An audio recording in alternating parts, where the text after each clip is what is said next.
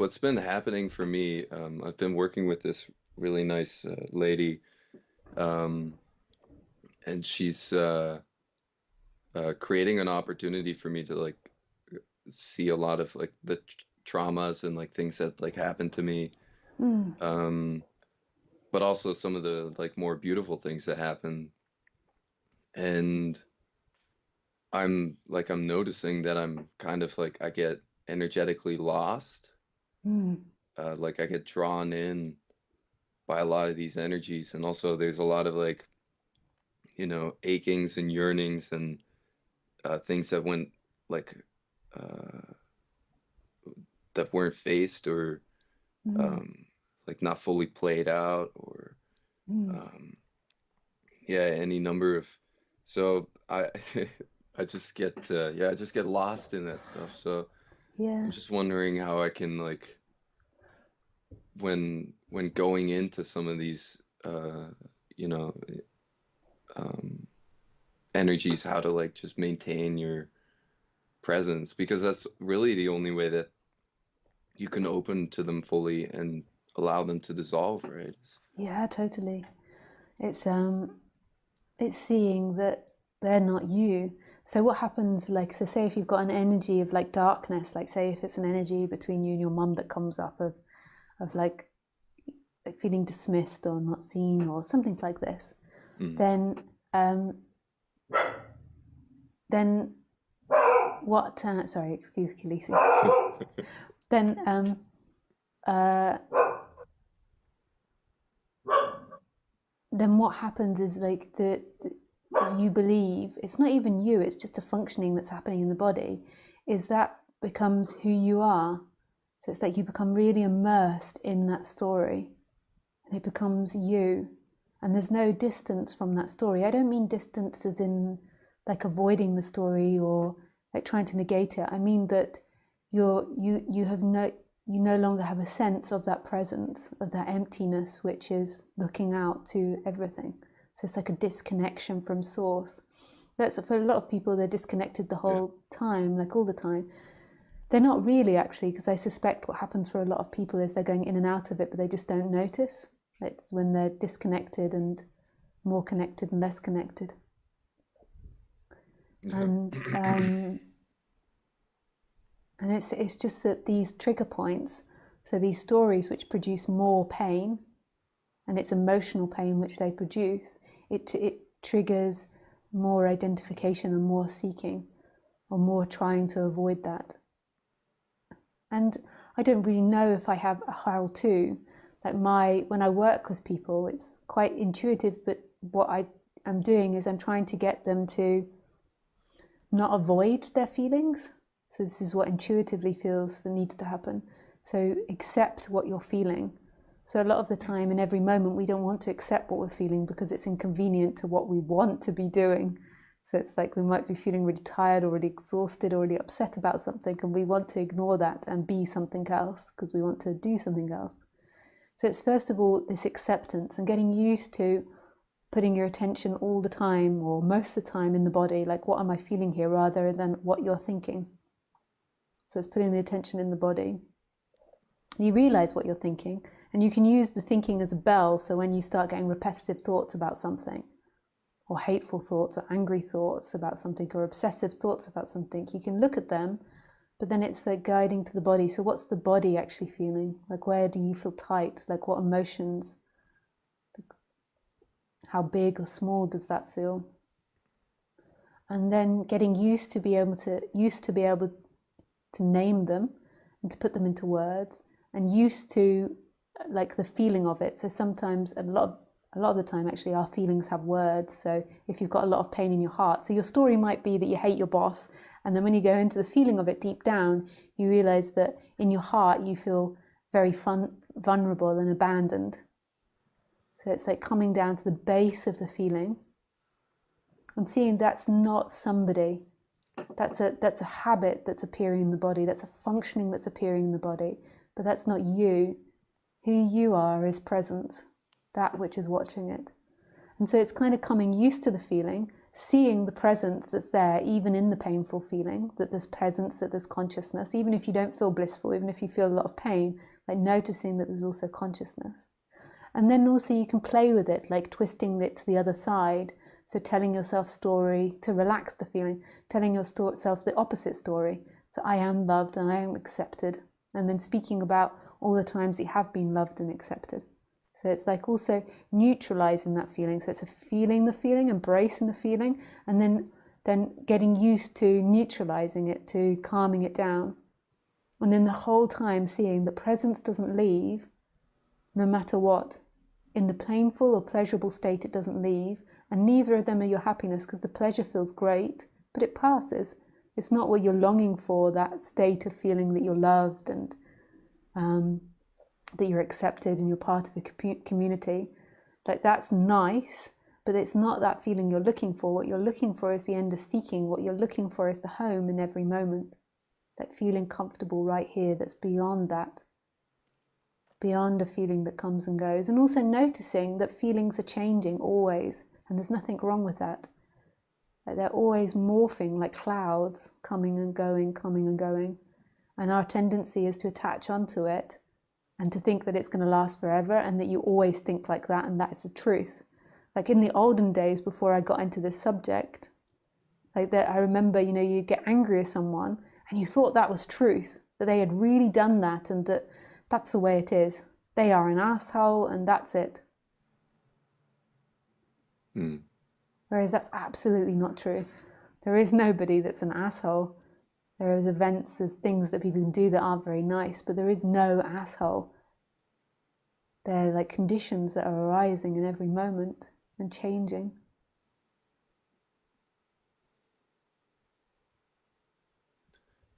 Yeah, one of the stories that like was arising for me was like wanting to go, like it seems so strong sometimes, like wanting to go back and like change certain things that happened, like really seemingly believing that like things didn't play out like the right way or something like that, and that and I can see how that's like, I can see how it's delusional, but it's more like it's more emotional. It's more like and then I just get lost in that. Like it's just yeah, and the opposite to that is like thinking about the future and how you want the future to be. There's nothing wrong with setting goals and setting targets, but it's like this constant fantasizing, when I get a house, or when I get the child, or married, or money, I will be free. And then this one is the opposite. If I didn't do that, I would be free. If I didn't do this, if I'd chosen this, I would be free. yeah, it's like a wanting to go back to a more innocent time. Is what it feels like. Like prior to all these experiences. Okay, Yeah. And then you'll be free if you go back to that more innocent time. Yeah. And Yeah, or the feeling will be better. Yeah. And it doesn't exist. But that time that you're imagining doesn't actually exist. And it's not your freedom. So the shame that comes up of what you are now, or the displeasure, or the guilt, or whatever it is, or the self-hatred, this isn't truth. It's a feeling that's floating through you, and that's not who you are, and that's not your happiness. So feeling the opposite to that, feeling pride or not feeling that feeling anymore, isn't your freedom. That's what we're always feeling like. That's what we're always telling ourselves, is that if I don't feel this. So your way of not feeling it is imagining going back to a time when you didn't have it, for example. But that's not your freedom. Your freedom is the timelessness in which it appears in. You're not guilty. You're not shameful. You've not done something wrong. You didn't make a wrong choice. Who would that be? Like, to really see this no doership is really total forgiveness without forgiving. It's not somebody's forgiveness, because it also forgives your mum completely, your family completely, society completely, Donald Trump completely.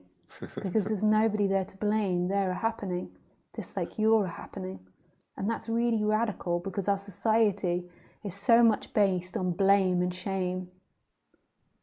Like at the moment, like we're going through this thing in society called cancel culture, I think it's called. And Yeah. it's like it pains me to see the way in which we publicly shame people in papers. I think we've done it for years, but it just seems to be worse now. Like publicly shaming people. Yeah, it's really gotten out of control. Yeah, like you know, if somebody just farts in the wrong place, like they're they're really shameful. Like it's like what was it that I read the other day? Like this guy's like lost his job and stuff because he was on Zoom and he was like masturbating when he thought the camera was off. Like he thought it was the break time, so he just decided to masturbate while it was the break time. And Right. I mean, I'm sure he wasn't like masturbating over the other. I mean, I'm not sure, but I presume he wasn't masturbating over the other people on the call. Like, I presume he was just like masturbating to pornography or something, and he thought the camera was off and no one could see him.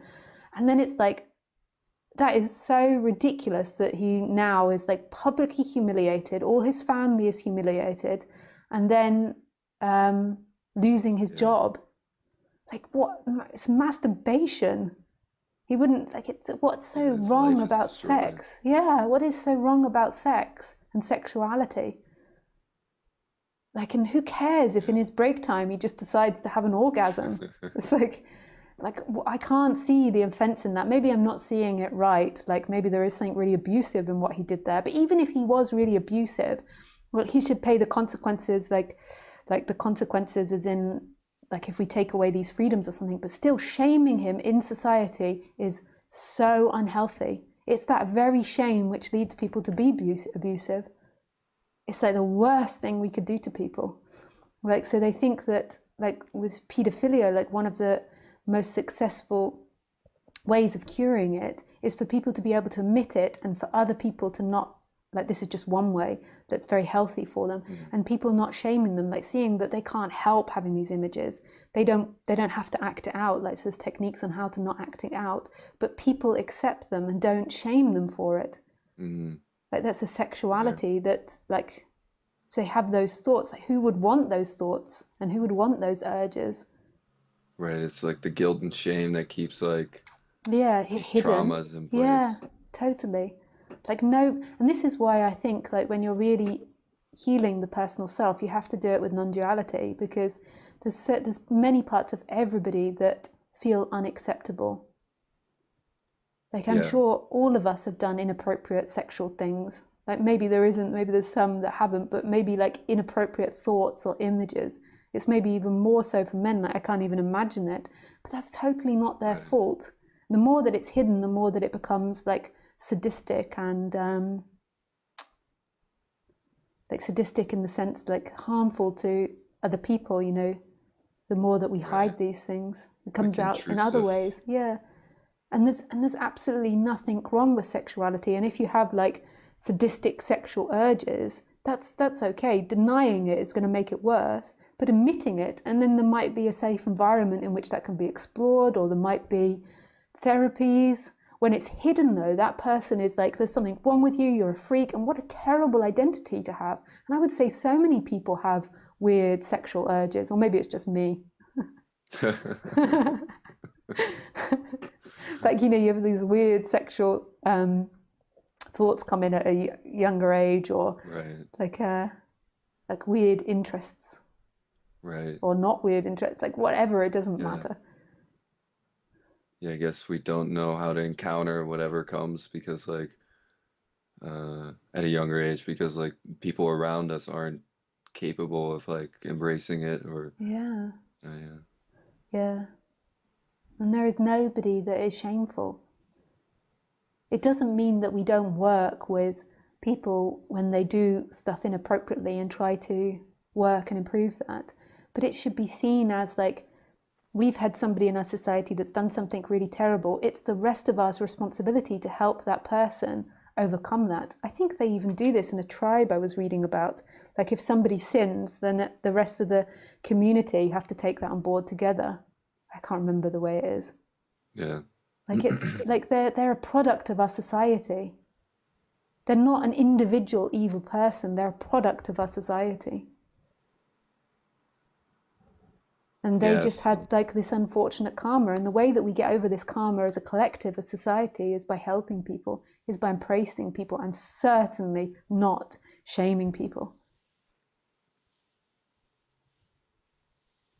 Yeah, it's kind of what it feels like with like some of the family trauma I've seen. Like I'll be very like brief about it, but like yeah, Yeah, it just because I feels don't want like you to traumatize yourself by putting it online.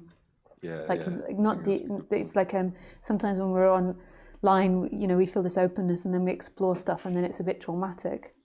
Right, right. But yeah, Yeah, go for it. well, like yeah, okay. But just keeping that in mind, but go for what you wanted to express. Yeah, I guess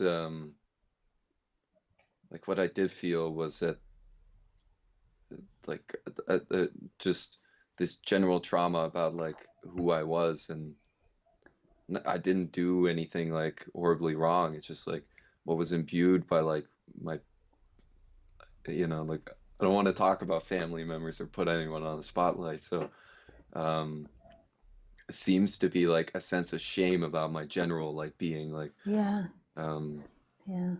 yeah, So it's so damaging, shame or guilt. They're the two. So Roger Castillo and Ramesh, I don't know if you've ever listened to them, but their thing is like doership comes. I like this teaching, but it's not what comes out of me, and it's not my experience. But I really like it, like, and I found it really helpful, and I really can fit in with it and see how it fits in with me. But it's not my experience. Like I can still feel guilt or I can feel shame. But they would say that doership and suffering, and I get what they mean by this at the same time, because I also feel like a lot of this was really reduced, but I still feel qualities of it as well. They would say that guilt, so the qualities of doership are guilt, shame, pride. Oh no, guilt and blame, the partners, sorry, guilt and blame. So guilt is like internal to internal, and then blame is like external guilt. Because they're the same thing, blame and guilt. It's just that you project it on the outside rather than in the inside. So yeah, shame and pride. So pride being like, this is me, I did this, I'm really successful. And then shame, which is I'm really embarrassed, or whatever it, I'm embarrassed or I'm shameful for what I've done in the past. But I still, right, and then the other one is expectation. But I still feel yeah, like ghosts of these. Like I get embarrassed about things. You know, if Khaleesi does something wrong, I feel embarrassed. Like, or you know, if I'm in a personal Skype talk and then suddenly I by accidentally slip a big fart, and then I'm like, oh, sorry. That's happened in talks before. Or once I did talk with my flies done the whole talk. Like so, still like these embarrassing moments that happen for all of us. But it's I do understand what they mean. Like that this like personality tends to be mostly made up of that. Like when you're really identified, like of you really, these traumas. yeah, you really believe that you are shameful. Whereas rather than it just being a shame or an embarrassment that arises, it's like you really believe that there is a you there that's shameful. Like the you there that could be different if this hadn't happened. Yeah, exactly. Like it gets into your nervous system. Yeah, and it like becomes physiological as well. The Yeah, physiological parts maybe not identification, because you can have like a trauma or a reaction that happens in your body that's not got identification in it. But they come very closely together, like this identification and the physiological. So if your mum like really shamed you for, say, eating ice cream, this is just an example, maybe you'll always have a funny physiological reaction to ice cream. But there can be this breaking where it's really seen that that's not you. Like what's experiencing now is not someone that's shameful. That is an experience. What's experiencing now is vast and free and is everything and everywhere. And it's not limited to that. But the doership part of it like makes it really feel like it's you and that you have to act differently.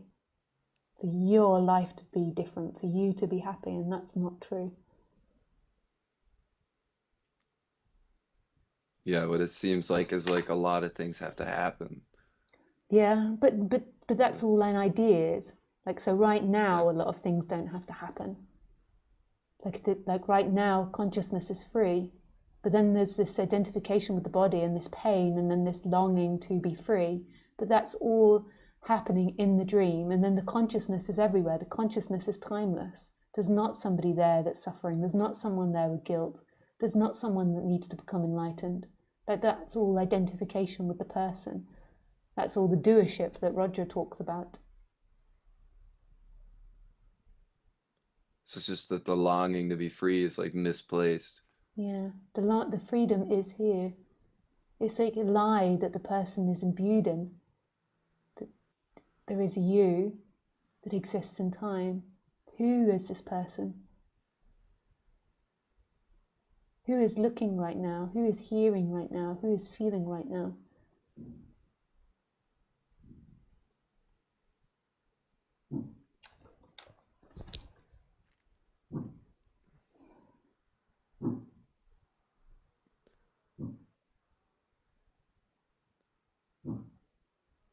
It's like I don't know. It's Mm. There's this pure consciousness that's so free and unidentified. And then there's the thinking mind that appears in front of it, and then the feelings and the experience. But that consciousness right now, right here, is timeless, is free, is expanded, is not located. It's not a thing, not a colour. It doesn't reject, it doesn't accept, it's just here. You could say it's acceptance and absolute forgiveness, but not as an action. Just as its essence, it like embraces everything. It's like the ultimate God. It's like the ultimate parent figure, if you want, in a way. You know, we long for this perfect parent figure. It is that. It's there hugging you. So you think that you're alone, but every part of it is touching you and surrounding you.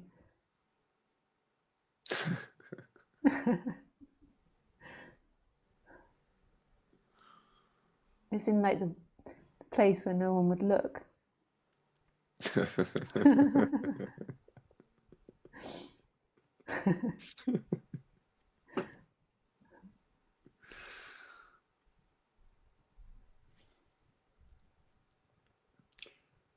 yeah, this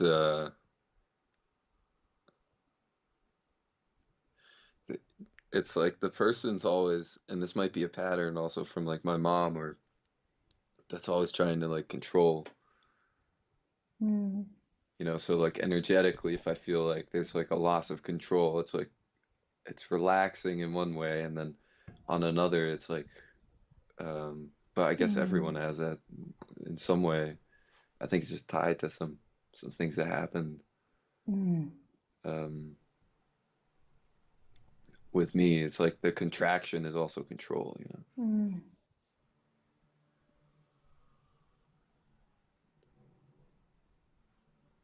Mm. Like, yeah, like I want to ask, like, how would I let go of that? But I kind of feel silly asking that, Yeah, that's you know. okay. Yeah, there's nothing to be ashamed of for asking that, because Right. what's happening is actually an energetic exchange. So there's like it's more deeper than what we say or we don't say. So it's like Mm. a deep longing of you that's coming out. Like, so you want to be able to get rid of that and change that, and it's just being heard, and then the reply is appearing that it's a happening. And that's my reply. Well, that's the reply coming out. It's a happening. Like, the person is concerned about it and worried about it and wants to get somewhere, but it doesn't need to worry. It's a happening. The only place you can go to is home. You think you can go to all these different places, but you only ever end up home everywhere. You're like home, home, home, home, home. and and that's what seems to be happening in humanity at this moment, is they're evolving past this separation. They're going to be an amazing race if they can evolve past that and realize that everything is connected, and that there isn't really separation and differentiation. That just appears to be.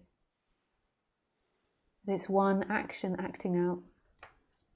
that's also where it comes to the shame. It's like, so then if we looked at our society like that and then somebody was the murderer, we would see that as an effect of everything else that happens, an effect of all of us. And so all of us have to take responsibility for that. That's on all of us.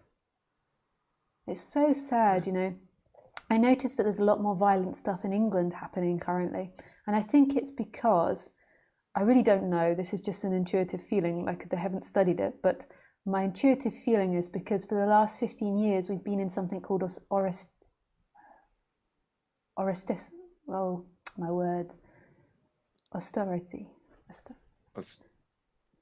Aristocracy? No, we've been in where the government is giving less social funds to people.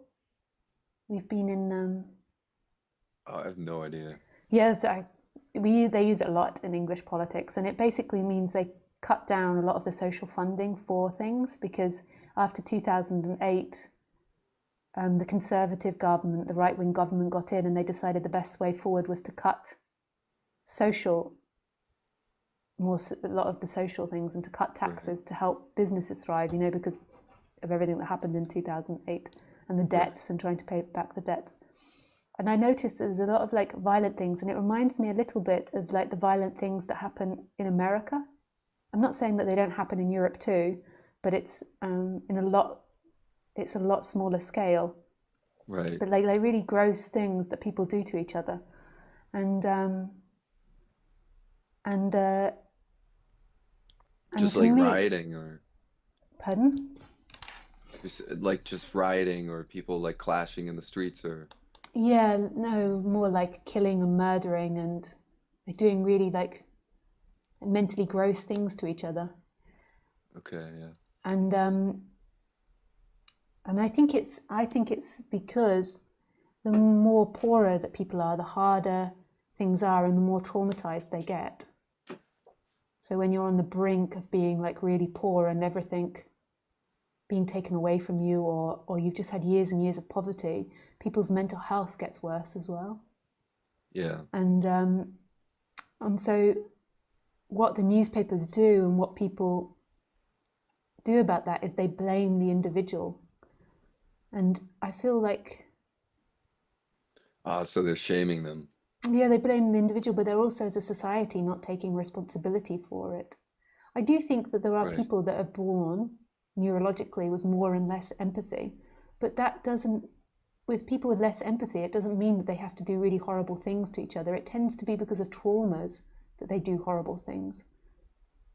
Like there can be sociopaths and psychopaths that get thrills out of doing horrible things, but most of the people aren't like that. And most people, even if you've got low empathy, want to fit in and want to get on and don't want to like torture other people.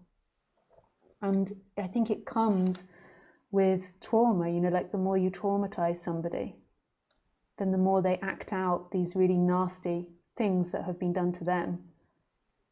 And then they're blamed for it, and then society carries on like traumatizing its citizens, and then blaming the citizens. Whereas it's a really collective thing. If you imagined us like ants, and there suddenly started being like killer ants in the group or something, or like really psycho ants, like ants work collectively, and they're kind of like all taking responsibility for each other. Like, so the like if somebody goes out and gets food, then the line forms, and then everyone helps get the food back. And if you like did something really horrible to half the ant group or something, then maybe that ant group would start acting really terribly. Like but it's not. It's then on the whole group to balance and neutralize that again. Like, or otherwise you just, there's other ways I suppose you could deal with it, but what I'm trying to get to is that there isn't individuation. It's our belief individuation. Like somebody's bad actions is a result of everything that's come before. The same, equally, you know, like Roger's teaching is pride, that good actions are because of everything that comes from before. So there's nobody that's proud. There's nobody that's better than or worse than. Like, so if somebody's really successful, we're all sitting there clapping, we're like that lucky person. but they're successful because of everything that came before. It's not really on them. The Right. same with waking up. When people wake up, it's because of everything that came before. It's not because they're special.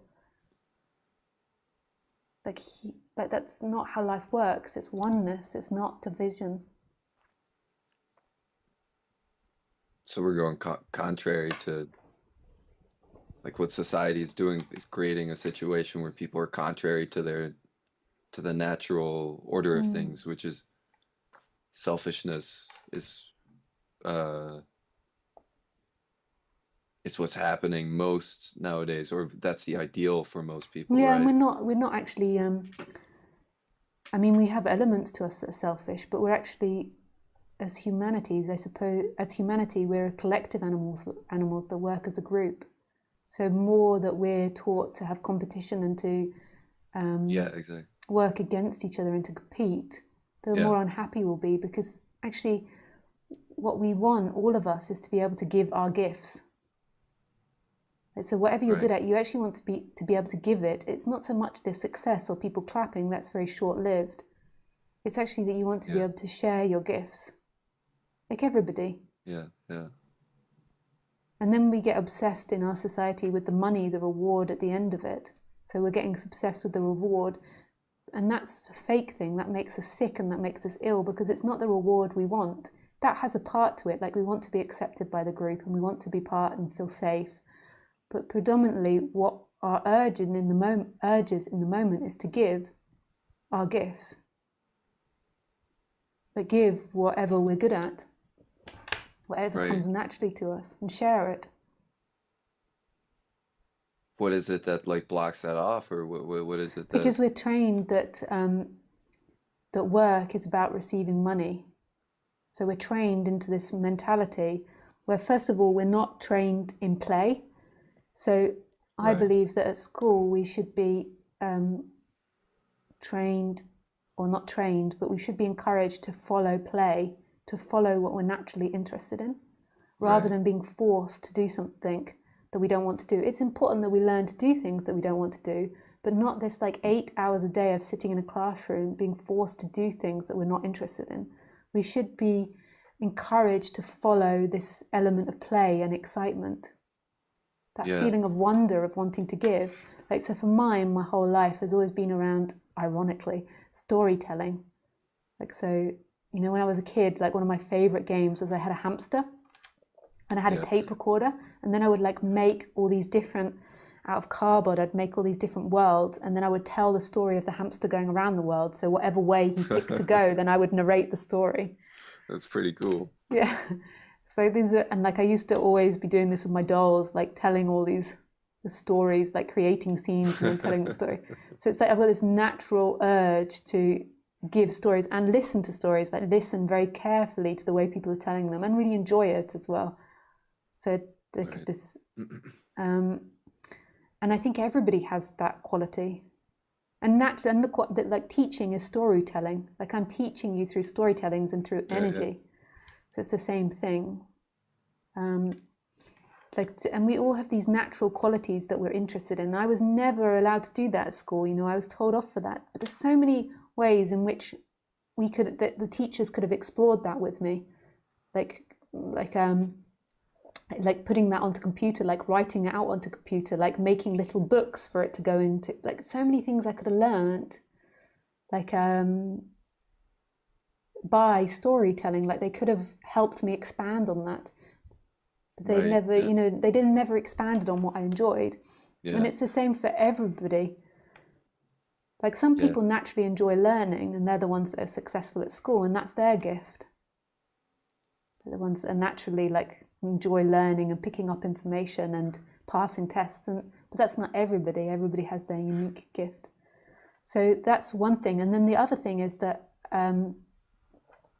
we are only focused on the reward. Generally, most people are only focused on the reward of the money that they get from their job. And that's a fake thing. That's like living in a fake story. We need to be in the moment and feeling from our heart and our body that we want to do something and give something, not be Yeah. imagining a reward that we're going to get at the end of the day if we do this amount of work. Yeah. So that doesn't work. For me, Like it's the wrong way we're training people, but it will begin to change. That there's more schools emerging that are based on play in societies. Yeah, encouraging like this wonder and innocence. Yeah, Yeah. I was lucky enough that like from like the fourth grade until the eighth grade in the US system, I got to go to a school called like High Meadows, um, where it was basically like on a farm. So they did encourage like a lot of that wonder. Like there were things you yeah, had to do, obviously, but yeah. That's important um, too, to learn that skill, to be able to do things and manage time. yeah, But yeah, yeah, for sure. So yeah, there was like a wanting to go back to like a time like that, you know, where like that yeah, was encouraged and there yeah, was a sense of like community around that. yeah, Yeah, yeah, and giving yeah, and sharing.